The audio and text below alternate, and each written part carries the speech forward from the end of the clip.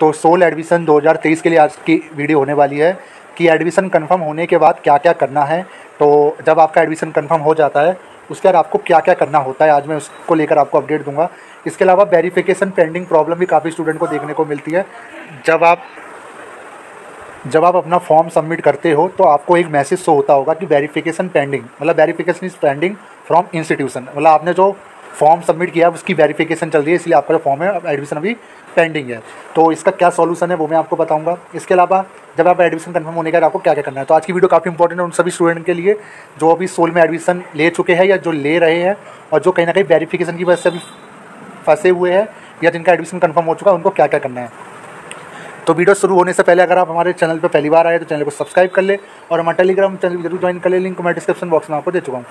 तो देखिए soul admission 2023 के लिए आज की वीडियो है। तो आप पहले तो मैं अपडेट देता हूँ एडमिशन कंफर्म होने के बाद आपको क्या क्या करना है। तो देखिए जब आपका एडमिशन कंफर्म हो जाता है, जब आप पेमेंट कर देते हो, जब आपको आईडी कार्ड और फी रिसिप्ट मिल जाता है तो इसका मतलब जो आपका एडमिशन है वो कंफर्म हो चुका है। हालांकि जब आपका एडमिशन कंफर्म हो जाता है तो आपको रोल नंबर और बारकोड नहीं दिया जाता। रोल नंबर और बारकोड की जगह आपका कंट्रोल नंबर आपके आईडी कार्ड पे मेंशन रहता है, जो कि काफ़ी इंपॉर्टेंट है। वही आपका रोल नंबर का काम करेगा जब तक आपको रोल नंबर नहीं दिया जाता। रोल नंबर कब तक मिलेगा उसको लेकर भी मैं आपको जल्दी अपडेट दूंगा। फिलहाल आपको अभी जो वीडियो है वो उसके लिए कि आपको क्या करना है वो पहले आप जान लीजिए। तो जब भी आपका एडमिशन कंफर्म हो जाता है सबसे पहले तो आपको काम करना है, जो आपका आईडी कार्ड जो आपको मिलता है उसको आपको डाउनलोड कर लेना है। डाउनलोड करने के बाद उसका आपको लैमिनेट करा के रख लेना है, ठीक है। लैमिनेट कराने के बाद उसको आपको अपने पास रखना है संभाल के, क्योंकि वही आईडी कार्ड आपकी पहचान है कि आपका एडमिशन सोल में हुआ है जिस कोर्स के लिए भी, ठीक है। उसके बाद पहला जो आपको काम करना है, जब भी आप आईडी कार्ड डाउनलोड कर लोगे, पहला जो काम करना है वो है कि आपको थोड़ा सा वेट करना है एडमिशन क्लोज होने का। जब एडमिशन क्लोज हो जाएगा, क्लोज होने के बाद आपको स्टडी मटेरियल प्रोवाइड किया जाएगा, जिसकी जानकारी हम इसी चैनल के माध्यम से आपको देंगे। उसके अलावा क्लासेस आपकी लगेंगी, क्लासेस भी आपकी ऑनलाइन और ऑफलाइन दोनों मोड पर लग सकती हैं, जिसके लिए हम आपको जल्दी अपडेट करेंगे। और एग्ज़ाम की डेट मैं ऑलरेडी बता चुका हूँ, एग्ज़ाम आपके दिसंबर में कंडक्ट होंगे, ठीक है। अभी फिलहाल यही, अगर एडमिशन और डिले रहता है और एक्सटेंड होती है डेट तो हो सकता है कि एग्ज़ाम डेट को अगले साल के लिए शेड्यूल कर दिया जाए। तो फिलहाल जो डेट है वो दिसंबर की है, जो कि एकेडमिक कैलेंडर के अकॉर्डिंग मैं आपको अपडेट दे रहा हूँ। तो जितने भी सोल के स्टूडेंट है एडमिशन लेने का आपको सिंपल ये काम करना है, आपको अपने एडमिशन लेने का आपको वेट करना है जब तक एडमिशन चल रहे हैं। तो उसके बीच में आपका भी ना तो भी क्लासेस लगेगी ना ही कोई आपको स्टडी मटेरियल दिया जाएगा फिलहाल, जब तक एडमिशन अभी कंटिन्यू है। तो एडमिशन जैसे ही स्टॉप होंगे उसके बाद ही सारी फैसिलिटी आपको प्रोवाइड की जाएगी, ठीक है। आप हमारे चैनल को जरूर सब्सक्राइब कर लेना, जो भी अपडेट रहेगा आपको मिलता रहेगा। वेरिफिकेशन पेंडिंग प्रॉब्लम का एक ही सॉल्यूशन है। देखिए सिंपल बात मैं आपको बता रहा हूँ, जब भी अगर आप अपना सबमिट फॉर्म करते हो तो अगर आपको वेरिफिकेशन पेंडिंग प्रॉब्लम आ रहा है तो आपको वेट करना है। वेट आप 1 हफ्ता भी लग सकता है, 2 हफ्ता भी लग सकता है, क्योंकि देखिए ये जो काम है वेरिफिकेशन का ये इंस्टीट्यूशन संभालती है। और अगर आपने जो जो डॉक्यूमेंट्स दिए है वो वेरीफाई होने में टाइम लगता है। मान लीजिए आपने अपना 10th और 12th का सर्टिफिकेट दिया तो उनको भी तो इंस्टीट्यूशन, अगर आप इतने बड़ी यूनिवर्सिटी में जा रहे हो, दिल्ली विश्वविद्यालय जैसे कॉलेज में अगर आप एनरोलमेंट ले रहे हो तो वो आपके डॉक्यूमेंट जांचेगी नहीं। तो डॉक्यूमेंट्स प्रोसेस होने में, वेरीफाई होने में टाइम लगता है। तो और ये डिपेंड करता है कि मैं कितनी एप्लीकेशन अभी पेंडिंग है। तो देखिए पहली चीज़, अगर मैं बात बताऊं, एडमिशन किसी का भी इतनी जल्दी नहीं होता। अगर आपको लग रहा हो कि मैंने आज ही अपना सबमिट किया तो कल ही मुझे पेमेंट का ऑप्शन मिल जाए, ऐसा नहीं है। अगर मैं सबसे ज़्यादा एप्लीकेशन आ रखी होगी उसी कोर्स के लिए तो आपका एक नंबर होता है, एक सीरीज वाइज ये वेरीफाई होती है। पहले आपसे पहले जिन्होंने सबमिट किया होगा उनका पहले वेरीफाई होगा या आपका पहले होगा, तो थोड़ा वेट करना होगा।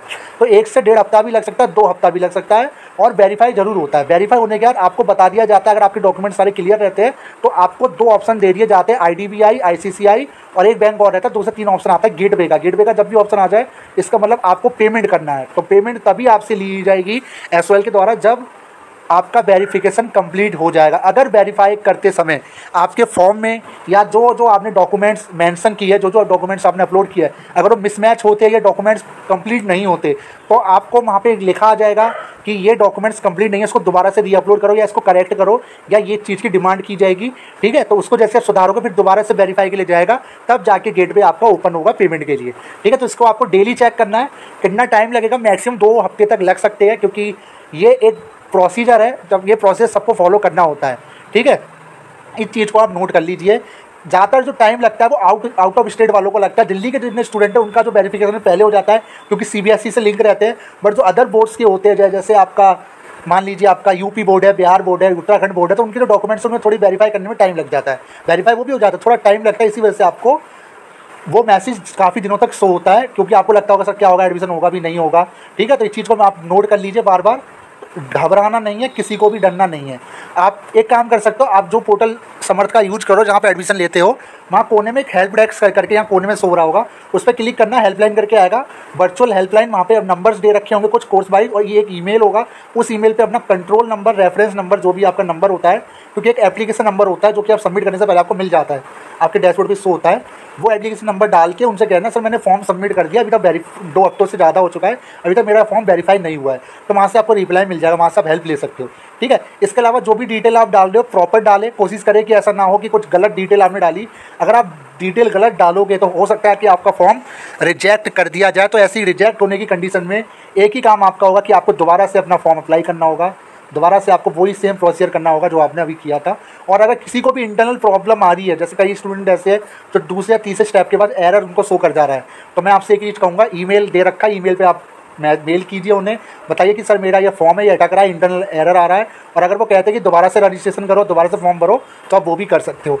तो सिंपल, मैं बार बार आपसे कह रहा हूँ, सब्जेक्ट जब आप चूज़ करते हो, सब्जेक्ट चूज़ करते समय बहुत सावधानी आपको बरतनी है। वही सब्जेक्ट आप लीजिएगा जो आपको समझ में आते कि मैं कर सकता हूँ। ज़्यादातर सब्जेक्ट आपको वही दिए जाते हैं जो आपने पहले पढ़ रखे हैं, और कुछ एडिशनल सब्जेक्ट हो सकता है आपके लिए नए हो, बट हमारे लिए पुराने हैं, क्योंकि हम उन सब्जेक्ट को पहले ही स्टूडेंट को स्टडीज़ करवा चुके हैं, तो आपको भी हम रिवाइज करवा देंगे, कोई टेंशन वाली बात नहीं है। बट कोशिश कीजिए, मान लीजिए आपको हिंदी ज़्यादा आती है, बट आप चाहते हो मैं इंग्लिश में पढ़ूँ, तो फिर इंग्लिश में आप ले लोगे, दिक्कत आपको होगी, लिखना आपको इंग्लिश में पढ़ सकता है। इसलिए मैं आपको बार बार कह रहा हूँ कि अगर ऐसा कुछ होता है तो आपको बहुत सावधानी रखनी है।